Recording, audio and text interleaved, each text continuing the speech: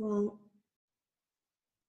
Hello, everyone. We are here today with Mark Levin on the occasion of ILO COOP centenary interviews. Mark is an ILO ex officio and was also a member of the staff of cooperatives branch for many years. Welcome, Mark. Thank you very much. Very good. Hey. Very nice of you to have me. Thank you for accepting this interview and for joining us. You have been a lifelong cooperator, although perhaps your career at the ILO took you to other places after the cooperatives unit. But could you tell us briefly, prior to joining the ILO, what was the nature of your involvement with cooperatives? Sure, I'll do my best. First of all, congratulations on this centenary and all of the initiatives around the centenary. It's certainly a major achievement. The cooperative program continues to thrive and flourish under your leadership, Sima. And it's a pleasure for me to be able to meet you and to talk with you a little bit about my own experiences. Going back to before the ILO, well, I was brought up in London in the UK, and at that time I was very much motivated by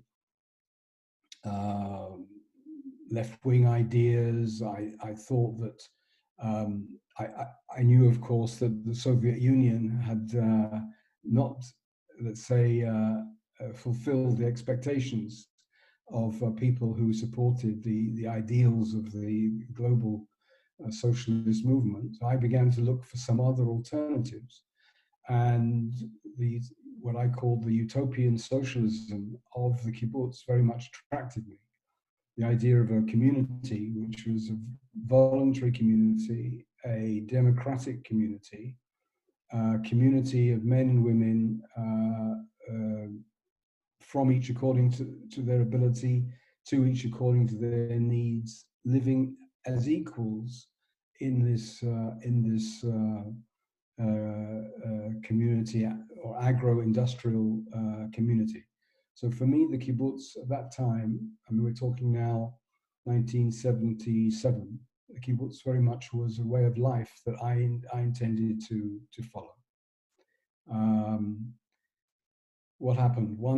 I came to live in the kibbutz. I worked as a dairy herdsman, or I worked with the cows. I was up at 3:30 in the morning, milking for the first milking of the day at 4 o'clock. I worked also in the kitchens of the kibbutz, because in the kibbutz the work was apportioned centrally according to the needs of the community. I mean, for me, this was all very, very inspiring. One thing led to another, and by 1982, I had decided to leave the kibbutz, and I made my home in Tel Aviv, and began working for an institute that belonged to the Histadrut, which was called the Histadrut, the General Federation of Labor. And that's another story began. Would you like me to tell you about that? Okay. Please do. Okay, so the institute was called, had a long formal name, the International Institute for Development, Cooperative and Labor Studies. The Afro-Asian, otherwise known as, or more commonly known as the Afro-Asian Institute, because it worked trying to develop leadership among cooperatives, trade unions, community organizations, sometimes ministries of labor in developing countries in Africa and Asia. And it was part of Israel's outreach program to share experiences of Israel with with essentially were fairly newly independent countries, many of them in Africa and in Asia and elsewhere. A word about the Israeli labor movement. The Israeli labor movement was rather special at that time because it was in many ways the ultimate example of a movement which was trade union movement on the one hand, but on the other hand had a very large cooperative economy. In fact, the cooperative economy was about 25 at its heyday, was 25% of the economy of the country was in this cooperative economy, which included many different institutions like the kibbutzim and like moshav villages and like Solel Boneh, which was a construction company, and the Workers' Bank, and a whole range of different institutions under the umbrella of the General Federation of Labor. And this movement had this broad concept of the labor movement, which included trade unions, included cooperatives, included social security institutions, health insurance, for example, and also included educational, particularly vocational educational institutions. So it was a broad movement which included cooperatives within it. I, of course, found this to be very inspiring, and my job from 1982 until 1996, the 14 years, I worked as a tutor lecturer in this institute. The institute became or grew in size when it merged with other similar institutions in Israel that were doing similar work in other parts of the globe. And my activity took me not only to Africa and Asia, but also to later to East Central and Eastern Europe, the Middle East, particularly building bridges between Israeli cooperatives and Palestinian cooperatives in the period after the Oslo agreements. That's another story. And also this institute worked in Latin America, and I did some work there as well. So essentially, I was a teacher, a trainer. I was training both in Israel and abroad and elsewhere, inspired by the ideas of the Israeli labor movement, but having, of course, a more broader and more, let's say, relativistic view of development. And that, I think, during that period, I worked with the ILO, not for the ILO, but with the ILO, because the ILO, particularly its what became ACTRAV, at that time I think it was called EDUC, Workers' Education Branch or whatever it was. The institute was a partner institute with the ILO in a number of different kinds of projects. And some of the financing for the training that we were running came from the ILO, both through the workers' education and also through the cooperative branch. So we're up to now 1995.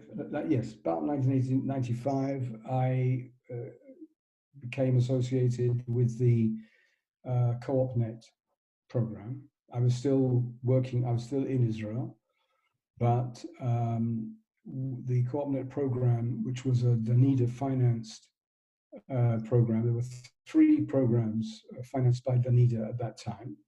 was CoopNet, Co-op Reform, and in Disco. And these three programs ran in parallel. And our institute in Tel Aviv was associated with that with these programs, one manner or another. And out of the blue, in early 1996, I got a phone call from Joe Fazio, who was then the chief of Co-op, who asked me if I would be interested in coming to Geneva to be the CTA of the CoopNet program. Now, I later discovered when I actually arrived in Geneva, I discovered that there had been quite a critical evaluation of the CoopNet program, not because of the content, but because there was no full-time CTA, and therefore I filled the gap, as it were. Anyway, I wasn't sure at all about whether it was a good idea to come to the ILO and come to Geneva, but my wife was more braver and more courageous than I am.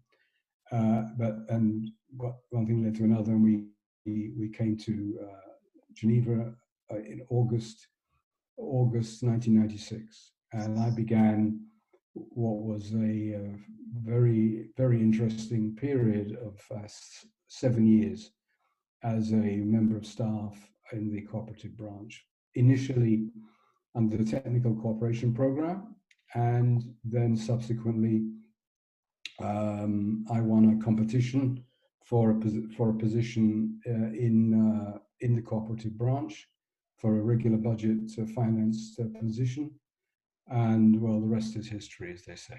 But that was what happened. So 1996 August, you came to ILO with CoopNet, and you told us a little bit about CoopNet, and we'd like to hear more. But what were some of the highlights, unforgettable moments during this time that you spent in the cooperatives branch at the ILO?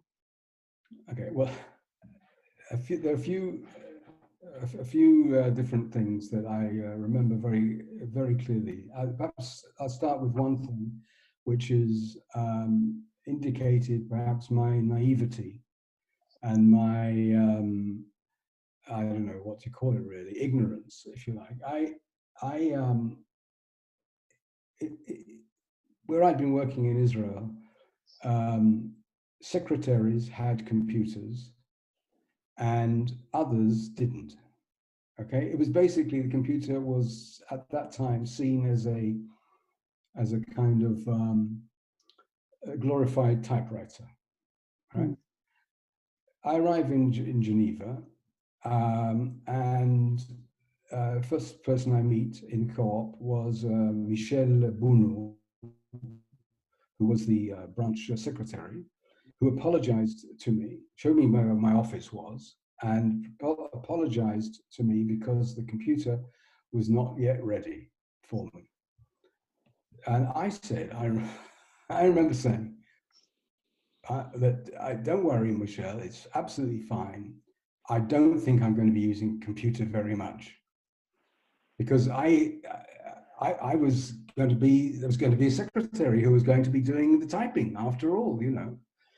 And of course, this was ridiculous. And she looked at me like I was completely mad.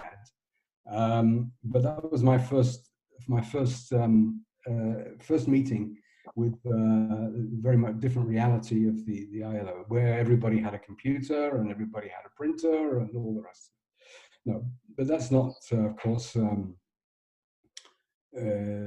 what was special about the cooperative branch, and I think probably still today, is the esprit de corps, the atmosphere, the sense of teamwork that derived not only from the fact that people were nice and liked to got along with each other, but from shared ideas and shared ideals. And I think that was, from my point of view, natural, because I'd always worked in places where people had that kind of spirit or link with a common with common ideas.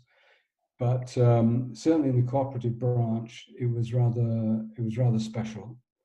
At that time, or fairly soon, I think, yes, 1999, there was a restructuring of the whole ILO under the new leadership, or the leadership of the new Director General, Somavia. And there was a whole big issue about what would be the future of the cooperative branch. Where would the cooperative branch be? And I remember I and others, we were very unhappy about the idea of the cooperative branch remaining in the enterprise department. So a certain amount, I would say, of this esprit de corps, this spirit, was around the fact that we were doing our utmost to protect the identity of the branch, to protect the budgets of the branch against attempts to try to take us over. As you may or may not know, co-op, or the cooperative branch, had various different locations during the history of the ILO, of the office, and doesn't always fit into the categories, or usually doesn't fit into the categories of the bureaucracy of the office. Now, I don't know today whether there seemed to be a good match or a bad match between the cooperative branch and the enterprise department. But whatever happened, co-op remained in the enterprise development department, but with, I would say, some assurances that were given by the leadership of the ILO to the International Cooperative Alliance that the program would be supported and so on. And I remember very, very well that myself and other colleagues, we felt that that we had to protect this cooperative identity. And if we didn't, then the program as a whole would perhaps be abolished. But anyway, I remember the colleagues. As I mentioned, Joe Fazio was the first chief that I had. Very nice, very nice person who I enjoyed working with Joe. And then after Joe retired, I think it was then Jürgen Schwettmann, who took over, if I'm not mistaken. Yes, Jürgen. And I thought that was a very good choice indeed. And of course, there are other colleagues that I remember very well. Hussein Polat, who I know is still quite active, and Igor Vokac, Gilbert Renard, and so on. There were also the cooperative branch, I don't know whether still, but at that time had one of its weaknesses was that programs would be developed and then would somehow find but would be developed by the colleagues in the cooperative branch, new projects, new technical cooperation programs and projects and so on and so forth. And then for one reason or another, they would find themselves outside the cooperative branch. And this was the story with STEP, for example, the STEP program, which was a program of development of mutual benefit societies, mainly in the area of health, which was developed in the cooperative branch, but found its way into the Social Security department. Other programs as well that the cooperative branch developed found their way elsewhere. And that goes to prove that the cooperative branch was always characterized by a lot of initiative and enthusiasm, creativity, perhaps partly because of all this time, this sort of veiled threat. Will the program we continue? How big will it be? Do people understand what we're trying to do? And so on and so forth. Of course, as I say, very soon after I arrived, I think we began. No, we didn't. No, it had already begun the work to prepare for a possible International Labour Conference discussion on the promotion of cooperatives. That work had just about begun, I think, before I arrived. There was an expert meeting. There were various things that were done in order to create a support for the idea of the revision of the old cooperative recommendation, which dated from 1966. 66, yeah. Well, with my background, as I said, in the labor movement background, that I think my role, or one of the things that I tried to do, was to re-interest the international trade union movement in cooperatives, because the only way that we would get the subject of promotion of cooperatives on the agenda of the ILC was if we had the support of the workers' group. We did not expect a lot of support from the employers' group, who represent essentially private business, and may, in many cases, see the cooperatives as some kind of competitor. So from that point of view, the support of the employers was unlikely. We did not expect either very much support from the industrialized member states, although we thought that the developing countries, members of the governing body, would be more reliable supporters. But again, fundamentally, without the support and the drive of the international labor movement and the workers' group in particular, nothing would happen. There was quite a tough struggle to get the workers' group on board with regard to cooperatives. Lord Brett, Bill Brett, was the spokesperson of the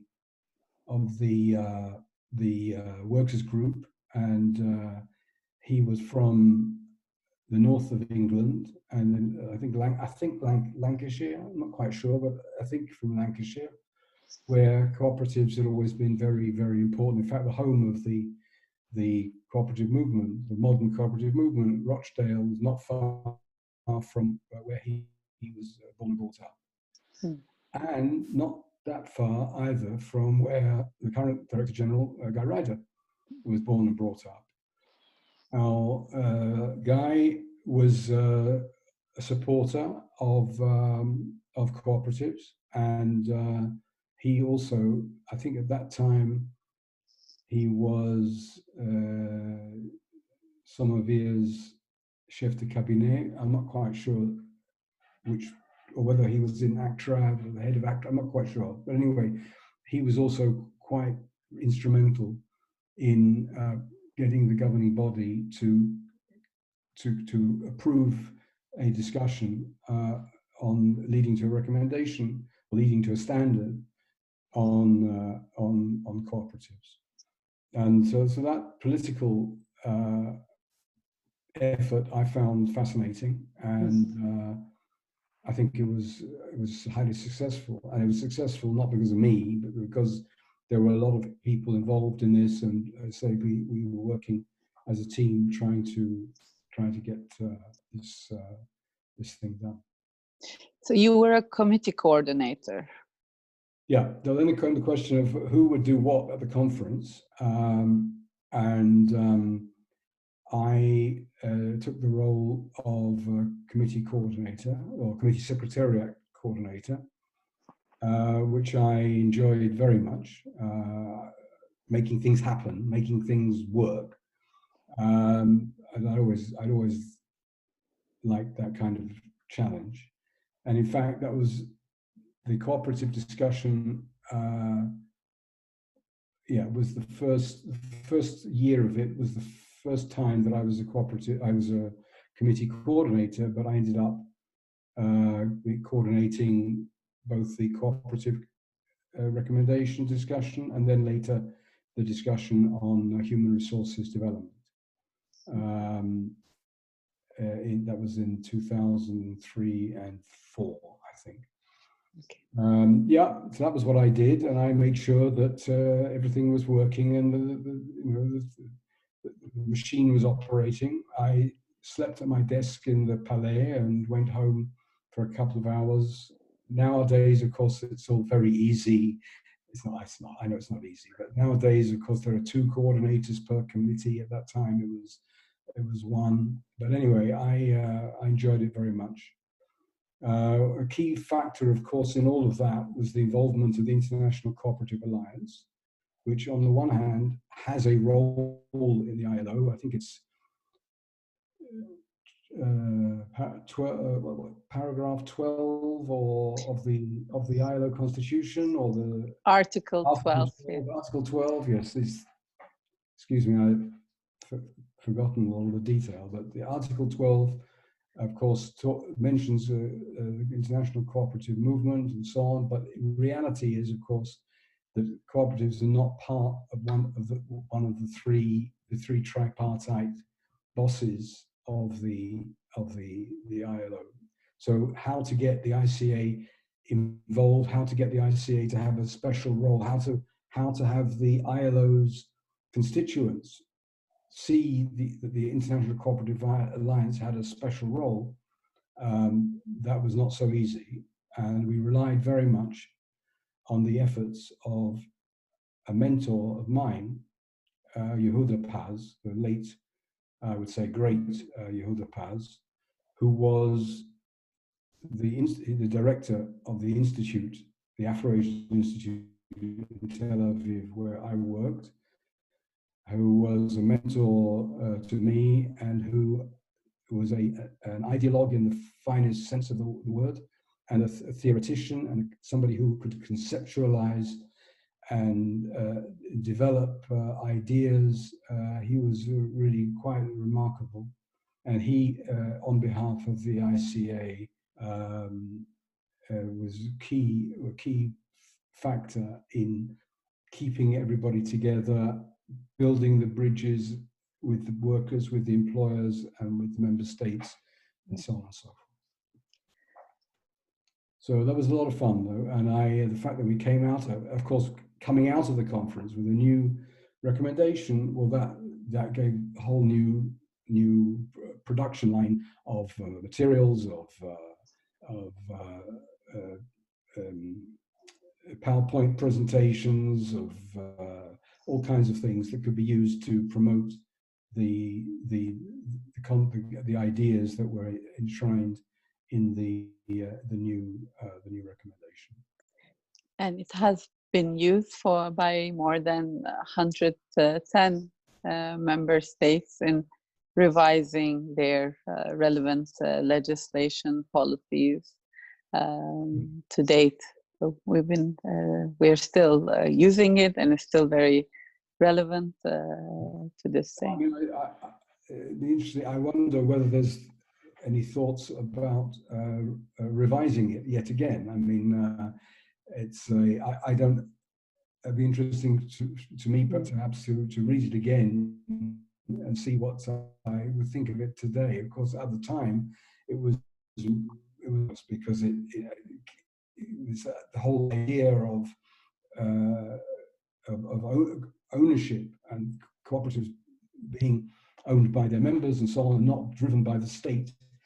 That was the paradigm that we were trying to promote. But as I say, I wonder whether today, whether the same thinking prevails, or whether there's other kind of thinking on it was a big shift at the time that the recommendation followed, isn't it?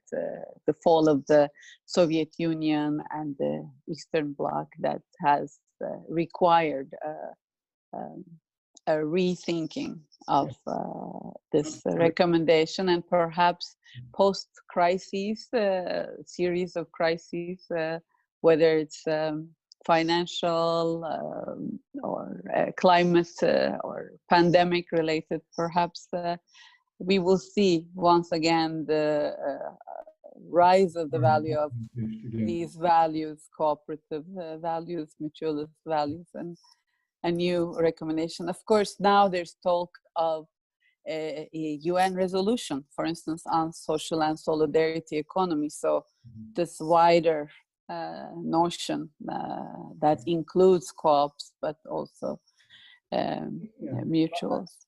I think in some ways co-op was always broader than what I call just cooperatives. In other words, there were, as I mentioned already, the mutual benefit societies, the work, for example, that Hussein Polat was doing with Indisco. I mean, it's not really necessarily establishing formal cooperatives in that sense, but they were using the cooperative concepts and cooperative ideas together with indigenous thinking in order to create new social structures or viable socio-economic structures for their communities.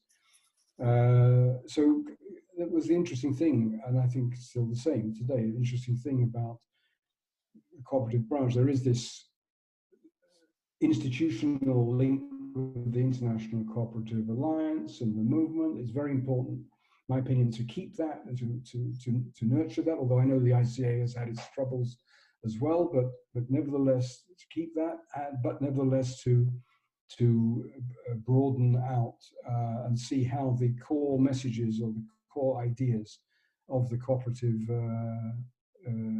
of the cooperative idea are relevant to different needs and different circumstances.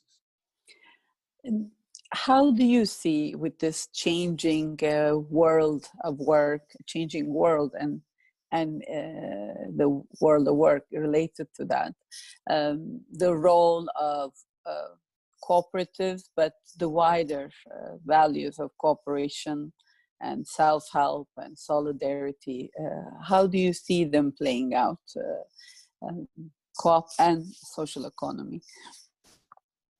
Well, I don't, I'm a little bit away from some of these topics now. As I mentioned to you, certainly my career in the ILO took me some way away from cooperatives, more into human resource management and so on. But obviously, I still think about these things and try to read and keep up as best I can.